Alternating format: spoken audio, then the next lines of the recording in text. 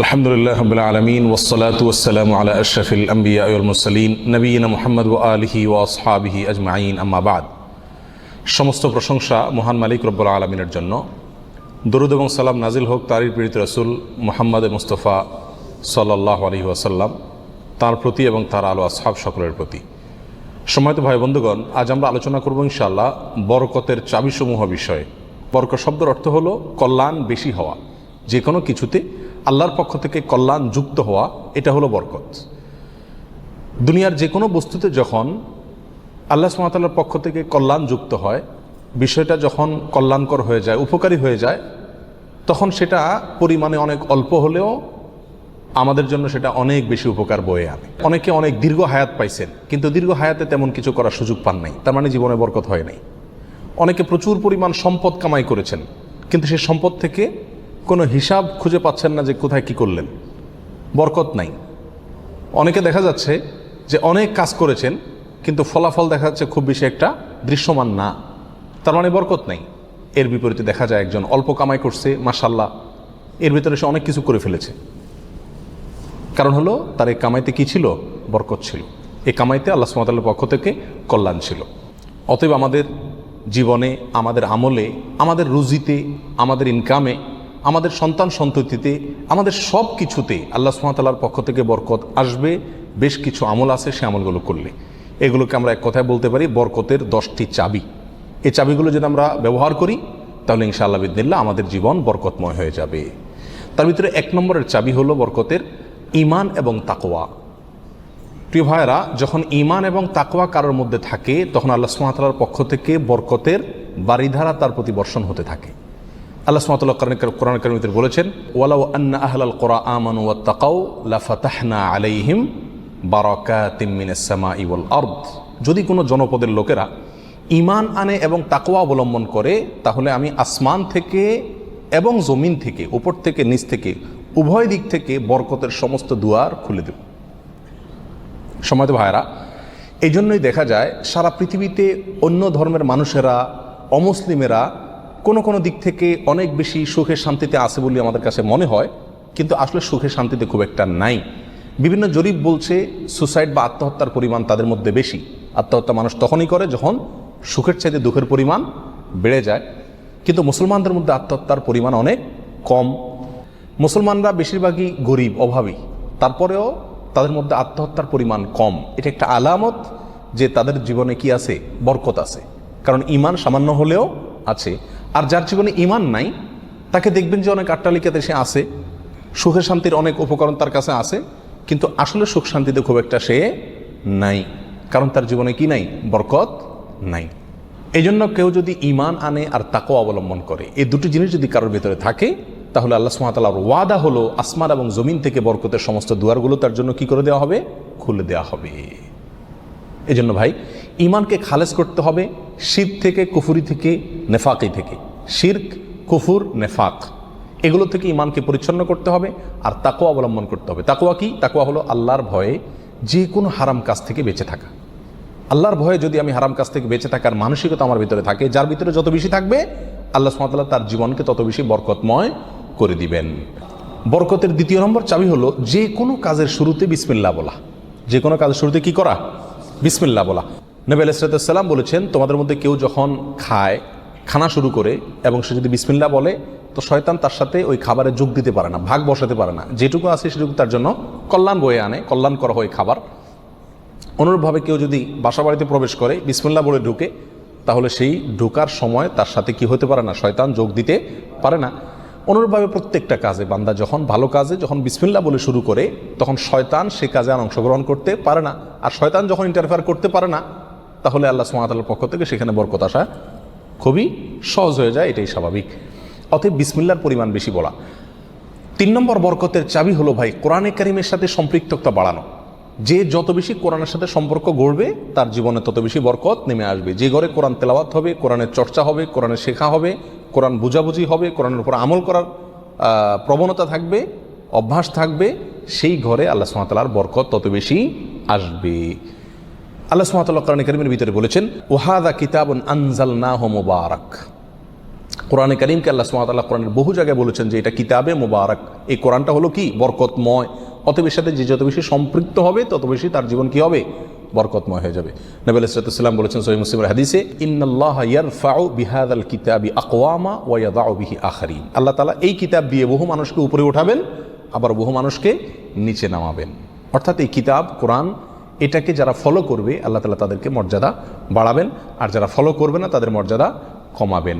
বাহ্যিকভাবে মনে হবে সুখের সাগরে ভাসছে, আসলে দুঃখের কোনো অন্ত তাদের জীবনে থাকবে না। তাহলে বরকতের 3 নম্বর চাবি হলো কি, কোরআনের সাথে সম্পর্ক বেশি বেশি করা, কোরআন তেলাওয়াত করা, কোরআন বুঝা, কোরআন অনুযায়ী আমল করার চেষ্টা করা। যত বেশি যেই করবে আল্লাহ তাআলা তার জীবনের প্রতিটা পদে পদে তত বেশি কি দিবেন, বরকত দান করবেন। বরকতের 4 নম্বর যে চাবি আছে সেটা হলো ভাই সাদাকা করা, দান করা। কি করা? দান করা, সাদাকা করা। সাদাকা এবং দান করলে বহু হাদিস থেকে বোঝা যায়, জানা যায় যে বিপদ আপদ দূর হয়ে যায়।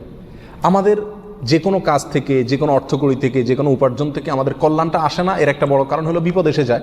আমি একটা দোকানদারি শুরু করলাম, একটা বিপদ এসে গেল, তাহলে আমার সেখান থেকে কল্যাণটা আর আসলো না। তো বরকত যদি আপনি চান প্রত্যেকটা বস্তুতে, প্রত্যেকটা জিনিসে কল্যাণ আসুক, উপকার হোক জিনিসটা আপনার জন্য, অল্প ছোট চাকরি, অল্প আয়, ছোট ব্যবসা, এর ভিতরেই আল্লাহ তাআলা কল্যাণ দিয়ে দেখ। আপনি যদি চান তাহলে আপনার কি করতে হবে, সাদাকার অভ্যাস করতে হবে।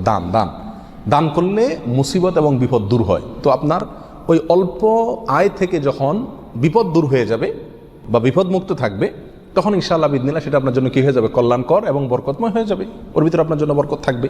অতএব সাদাকার অভ্যাস করা, সারা বছর অল্প স্বল্প হলেও, পরিমাণে খুব অল্প হোক। এক হাদিসে আসছে নবী আলাইহিস সালাম বলেছেন, খেজুরের অংশ দিয়েও যদি হয় তবুও তুমি সাদাকা করে জাহান্নামের আগুন থেকে বাঁচার চেষ্টা করো। বিপদ থেকে রক্ষার জন্য আমরা সাধ্য অনুযায়ী সাদকা করব, অনেক বেশি করা কোনো জরুরি না।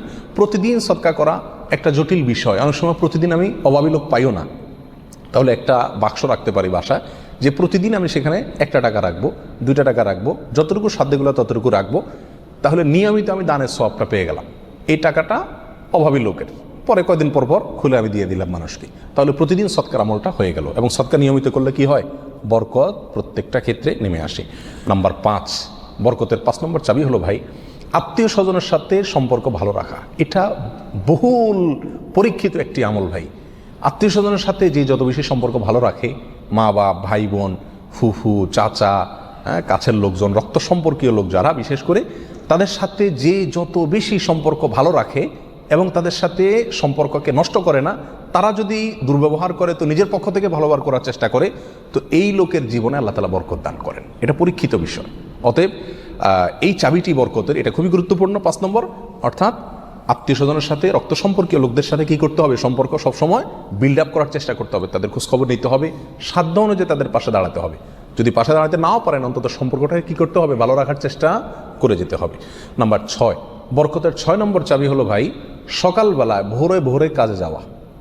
নবী আলাইহিস সালাম দোয়া করেছেন, আল্লাহুম্মা বারিক লি উম্মতি ফি বুকুরিহা, আল্লাহ আমার উম্মতকে সকালবেলা আপনি বরকত দান করবেন। অন্য এক রওয়ায়াতে আসছে বুরিকা লি উম্মতি ফি বুকুরিহা, তিনি বলেছেন আমার উম্মতের জন্য সকালবেলার সময়টাতে বরকত দেওয়া হয়েছে। অতএব সকালের সময়টাতে আপনি ঘুমায় থাকেন, তাহলে বরকত কোত্থেকে আসবে? এই টাইমটাতে কাজ করতে হবে। এবং কিছু কিছু কাজ আছে, কিছু কিছু পেশা আছে যে সকালবেলা করার মতন, আপনি মার্কেটে দোকান আছে, সকালে ভোরে খোলার সিস্টেম নাই, তাহলে সেটা তো আপনি খুলবেন না, কিন্তু অন্তত তার প্রস্তুতি, প্রাক প্রস্তুতিগুলো সকাল থেকে হয়ে যাওয়া উচিত। এবং সকালের টাইমটা আসলে ঘুমের কোনো উপযুক্ত টাইম না। আপনি রাতে ভালো করে ঘুমান, বেশি করে ঘুমান, সকালে ঘুমাবেন না, দুপুরে ঘুমান, কিন্তু সকালে ঘুম এটা কোনো প্রশংসনীয় ঘুম নয়, স্বাস্থ্যের জন্য ভালো নয়, ইসলামী দৃষ্টি থেকেও খুব বেশি প্রশংসনীয় নয়। এই জন্য সকালবেলা যদি কাজে বের হওয়া যায় তাহলে ইনশাআল্লাহ জীবনে কি আসবে, বরকত আসবে। যে কাজই করেন আপনি সকালবেলা, সেই কাজে আল্লাহ তাআলা কি দিবেন, বরকত দান করবেন। নাম্বার 7, বরকতের 7 নম্বর চাবি হলো ভাই, নিজে 5 ওয়াক্ত সালাত আদায় করতে হবে এবং পরিবারের লোকদেরকে সালাতের নির্দেশ করতে হবে। বহু লোক নিজে নামাজ পড়ে, কিন্তু বাচ্চা কাচ্চা, ফ্যামিলির লোকজন তারা নামাজ পড়ছে কিনা সে বিষয়ে কি করে না, খবর রাখে না। আল্লাহ সুবহানাহু ওয়া তাআলা কোরআন কারীমের ভিতরে বলেছেন, ওয়া উমুর আহলাকা বিস-সালাত, তুমি তোমার পরিবারকে নামাজের নির্দেশ করো, নিজে তো পড়তেই হবে, পরিবারকেও নির্দেশ করো, ওয়াসতাবির আলাইহা, এবং এটার উপর অটল থাকো, ধরে রাখো এটাকে। তাহলে কি হবে, লা নাসআলুকা রিজকা, আমি তোমাদের কাছ থেকে, আল্লাহ বলছেন আমি তোমাদের কাছ থেকে রিজিক চাই না, নাহনু নারযুকুকা ওয়াল আকিবাতু লিত-তাকওয়া, বরং এই কাজ করলে, আমল করলে আমি তোমাদেরকে রিজিক দিব, বরকত চলে আসবে ইনশাআল্লাহ। নামাজ নিজে পড়তে হবে এবং পরিবারকে নামাজের নির্দেশ করতে হবে। নাম্বার 8, বরকতের 8 নম্বর চাবি হলো ভাই, তাওয়াক্কুল করা আল্লাহর উপরে, আল্লাহর উপরে ভরসা করা।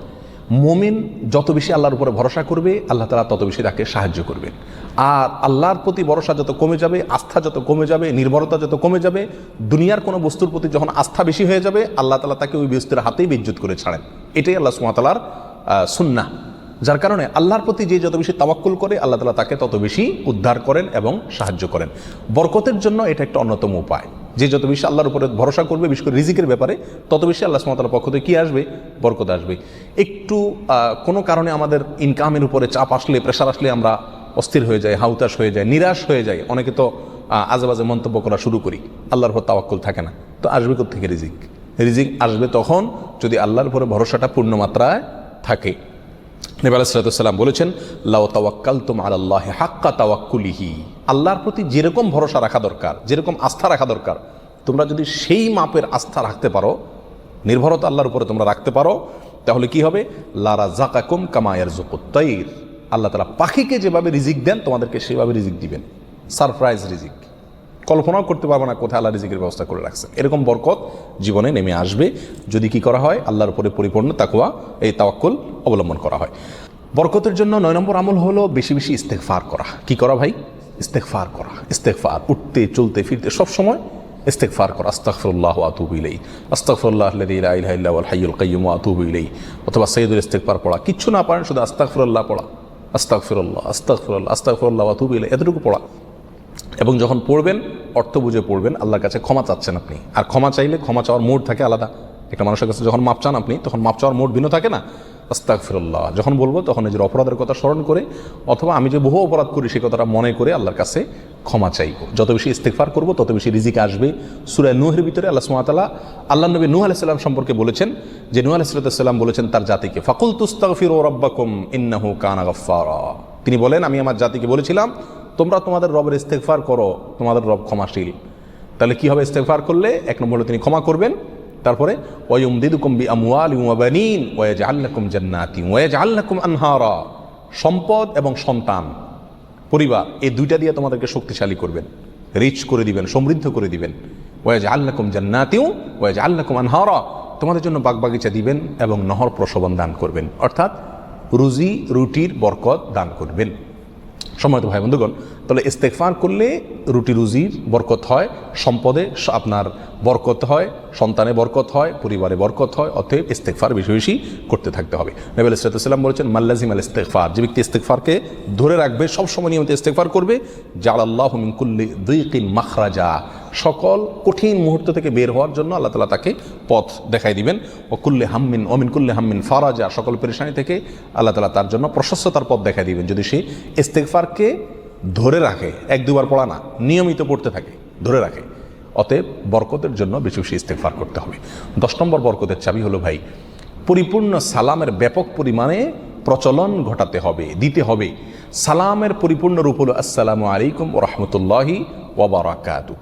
এখানে আমরা সবাই জানি দোয়া করা হয়, আপনার প্রতি শান্তি বর্ষিত হোক, আল্লাহর রহমত বর্ষিত হোক এবং আল্লাহর বরকত নাজিল হোক আপনার প্রতি।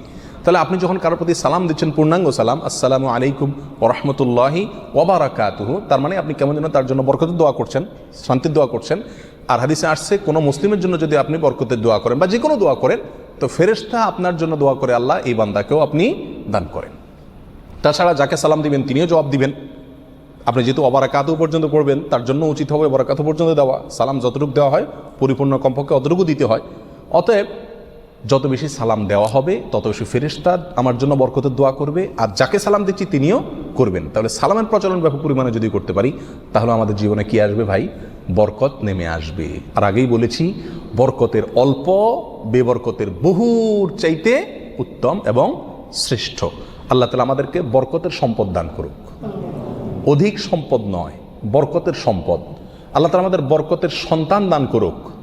অধিক সন্তান নয়, বরকতের সন্তান। কল্যাণ যে সন্তানে আছে সেখানে অনেক বেশি হলো, কিন্তু কল্যাণ তার ভিতরে নাই, উপকারটা নাই, তাহলে এই বেশির কোনো লাভ হলো না। আল্লাহ তাআলা আমাদের গোটা জীবনকে, আমাদের উপার্জনকে, আমাদের সম্পদকে, আমাদের নেক আমলকে, আমাদের সন্তান সন্ততিকে, আমাদের পরিবারকে, পরিজনকে, আমাদের চিন্তা চেতনাকে, আমাদের সব কিছুকে আল্লাহ সুবহানাহু ওয়া তাআলা বরকতময় করে দিন।